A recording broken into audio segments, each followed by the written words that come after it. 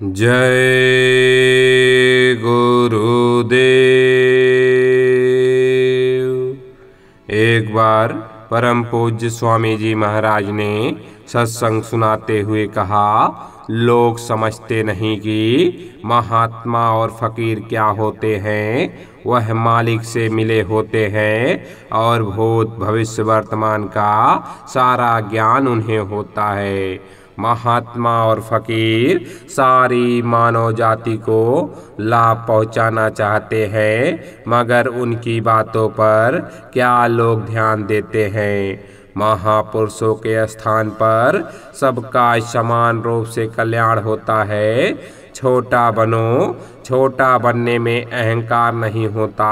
बड़ा बनोगे तो अहंकार आएगा। जिन जिन लोगों को पूरे और पहुँचे हुए गुरु मिले, उन्होंने आदि से अंत तक और अंत से आदि तक सब कुछ देखा। पहुँचा हुआ गुरु वही है जिसने स्वयं सब कुछ देखा और वही सब कुछ दूसरों को दिखा सकता है। उसी को महापुरुष कहते हैं, संत कहते हैं, फकीर कहते हैं। वही सच्चा सतगुरु होता है। आगे समय बहुत खराब आ रहा है। यह समय दुनिया के झगड़ों में पड़ने का नहीं है। घर गृहस्थी के काम करो, खेती दुकान दफ्तर का काम करो और बाकी बचे समय में भगवान का भजन करो। महात्मा से उतना ही मांगो जितने में तुम्हारा व तुम्हारे परिवार का पालन हो जाए। सरल स्वभाव संतों का जेवर है। बस इसी भाव को देखकर प्रेमी अपने को भूल जाता है और संसारी तर्क वितर्क के बवंडर में फंस जाता है तथा उनसे फायदे के बजाय नुकसान उठा लेता है।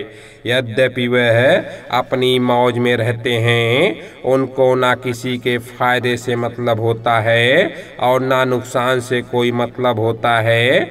जिसके देश में वह रहते हैं वह उचित फैसला किया करता है। यह फरमाया है कि जीव नादान व निर्बल है। जिस प्रकार पानी का ढरकाव सदैव नीचे की ओर रहता है, उसी प्रकार यह भी गंदगी और बुराइयों की ओर झुक जाता है।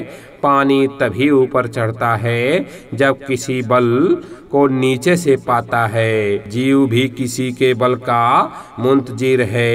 यह अंतकाल से नीचे की तरफ उतरता आ रहा है और अब यहाँ तक उतर चुका है। आपको बार बार समझाया जाता है कि ध्यान भजन करने में नागा मत करो, पर आप जरा सा कोई भी बात होती है तो आप नागा कर देते हो।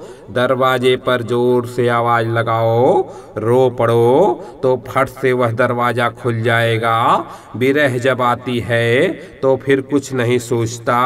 जब इधर से इसको उसको याद करते हो, चाहते हो, तो बताओ तुम्हारा काम कैसे बनेगा। मेरी इच्छा है आपको भजन कराने की, दूसरी कोई इच्छा रहती नहीं है। मैं तो यही चाहता कि आप लोग भजन करने लगें, उससे लाभ लें। मैं तो इस चक्कर उपाय में लगा हुआ हूँ कि तुम किसी तरह से मान जाओ और अपने घर की तरफ मुड़ चलो। इस कलयुग में जब से महात्माओं का अपने देश में यहाँ पधारना हुआ, उन्होंने यह भेद 700 वर्ष कोई ज़्यादा समय नहीं होता, इतने समय में महापुरुषों का आना हुआ जो सच्चे मालिक का संदेश इन जीवों को लिए लेकर आए हैं। कहते हैं कि तुम यहाँ के रहने वाले नहीं हो, तुम्हारा सच्चा मालिक यहाँ नहीं है। यहाँ तुमको कुछ मिलेगा नहीं, चाहे कितनी ही युग जन्म बीत जाएंगे, कुछ तुम्हारे हाथ लगने वाला नहीं। संत महात्मा कहते हैं कि तुम सीधे रास्ते से चलो तो हम तुम्हारी मदद करेंगे और सारे भेद तुमको बताएंगे, रास्ते का सब मार्ग भी दिखाएंगे। फिर मालिक से मिला देंगे। महात्मा कहते हैं कि कितने युग कल्प बीत गए, तुम अपने मालिक के पास नहीं पहुँचे, और यहाँ पता नहीं कितने को तुमने मालिक बनाया, पर एक भी ठीक नहीं रहा और कुछ हुआ नहीं। बस तुमने क्या किया, इसको छोड़ा उसको बनाया, उसको छोड़ा उसको बनाया, ये होता रहा और कुछ हुआ नहीं।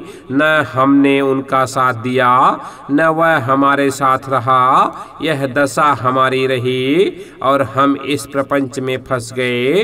इस मृत लोक के मालिक ने जो यह मनुष्य शरीर अमोलक बनाया है, कोई इसकी पूजा करता नहीं है, जबकि इसमें चेतन जीवात्मा है। पर नहीं कोई पेड़ लगा दिया, थोड़ी मिट्टी इकट्ठा कर दी, उसकी पूजा करने लगते हो। जिसमें यह रूह चेतन जीवात्मा है, उसकी पूजा करनी चाहिए, उस पर दया रहम करना चाहिए। वो आप कुछ करते नहीं हो। अब आप ही बताओ, आपको क्या मिलेगा? जीव तमाम तमाशों में फंस गया।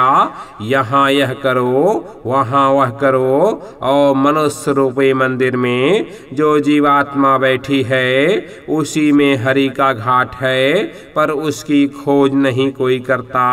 जब सही बात सुनाई जाती है तो अचंभा करते हैं। यहाँ यह कह रहे हैं, वहाँ तो वह कह रहे हैं, और इसी सब में शंका पैदा कर लेते हो। तुम रास्ता पहले से ही भूल गए हो और सही रास्ते को खोजने की कोशिश भी नहीं करते हो। हत्या के अपराध कई प्रकार के हैं। 8 अपराधी हत्यारे होते हैं, जो मारता है, जो मरवाता है, जो शामिल होता है, जो युक्ति बताता है, जो इशारा करता है। 8 हत्यारे एक ही हत्या में होते हैं, जो फुरना देते हैं, और वहाँ से लेकर अंतिम स्थान तक 8 हत्यारे होते हैं। इन हत्यारों को अपराध हत्या का भोगना पड़ता है। संसार पर आग बनकर, जहर बनकर बरसाता है। इसके लक्षण ऐसे दिखाई पड़ रहे हैं कि 2 अरब की आबादी है।